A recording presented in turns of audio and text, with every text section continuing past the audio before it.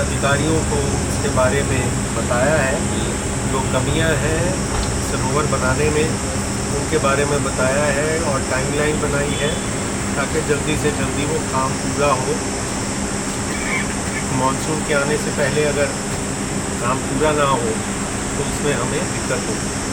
और प्रधानमंत्री जी इस चीज़ को मॉनिटर करते हैं। इसके लिए बहुत गर्व की बात है हमारे लिए कि जो पुराने जोहड़ और खाली पड़े इस तरह के पॉन्ड थे उनकी अच्छी तरह से डेवलपमेंट हो रही है और उसके आसपास हरियाली हो, अच्छी लोगों के बैठने की सुविधा हो, इस तरह का हमारा दायित्व है उसमें काम करवाने का। दो तो वो देखें, उसके बाद अधिकारियों के साथ यहाँ एक लघु मीटिंग की। लघु मैं इसलिए कह रहा हूँ बहुत ज़्यादा टाइम नहीं हमने लगाया और बेसिकली ज़िले के विजन स्टेटमेंट की जो डीसी साहब ने बनाया है उसके बारे में बात की।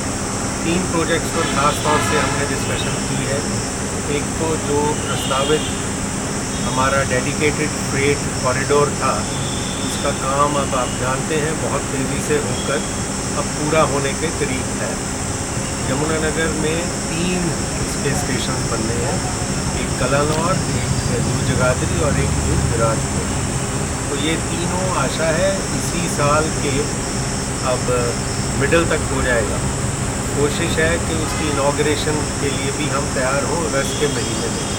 तो वो तीनों से जो सुविधा लेनी है इंडस्ट्रियलिस्ट ने उसके बारे में एक सेमिनार भी डीसी साहब ऑर्गेनाइज करवाएंगे इंडस्ट्रियलिस्ट से, चेंबर ऑफ कॉमर्स वगैरह के साथ मिलकर, और उसका कैसे लोग फ़ायदा उठा सकते हैं वो भी उसके बारे में बात करेंगे। जो इनलैंड कंटेनर डिपो की बात होती है वो भी MD, HSI, DC और बाकी अधिकारियों से बात हुई है। कॉनकोर के साथ मीटिंग इमीडिएटली की जाएगी। 15 दिन में एक फिजिबिलिटी स्टडी बना ली जाएगी और इसको कंपटीशन के साथ कॉनकोर करें या और किसी प्राइवेट डेवलपर से करें वो बहुत अच्छा रहेगा। आप जानते ही हैं कि यमुनानगर जगाधरी ज़िले से, ज़िला छोड़िए शहर से ही 700 के करीब कंटेनर्स एक्सपोर्ट किए जाते हैं एनुअली। 600 कंटेनर्स के करीब इंपोर्ट किए जाते हैं। इन लोगों को और आसपास के इलाके पाउटा साहब तक बहुत लोगों को फ़ायदा होगा और आशा करते हैं हम कि ये इसका भी डेवलपमेंट का काम किया जाएगा और जल्दी से जल्दी किया जाएगा। इसके अलावा जो हमारा एक्सप्रेसवे है उसकी यमुनानगर जगाधरी से कनेक्टिविटी को और कैसे इम्प्रूव किया जाए, सड़कों के रखरखाव को और बढ़िया किया जाए, ये सब चीज़ों पे भी हमारी डिस्कशन हुई है।